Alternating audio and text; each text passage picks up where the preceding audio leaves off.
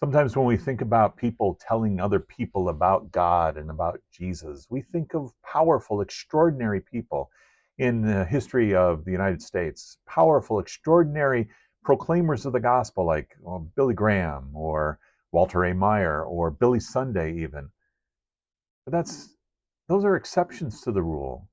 God actually uses ordinary, everyday people like you, like me, like Amos in the Old Testament.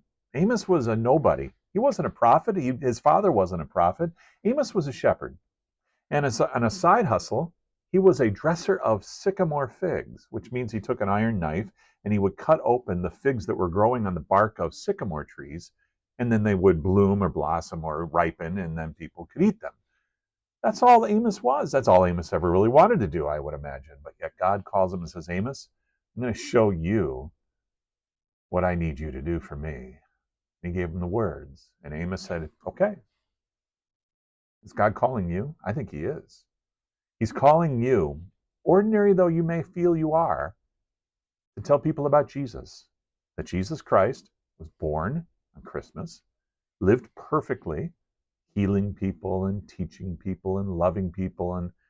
And Jesus Christ suffered and died on the cross to forgive all the sins of all people of all time. And then he rose from the grave 3 days later, and he ascended into heaven. And he doesn't send prophets anymore.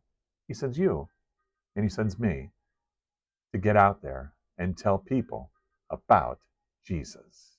He's using ordinary people just like you, just like me, to proclaim the gospel.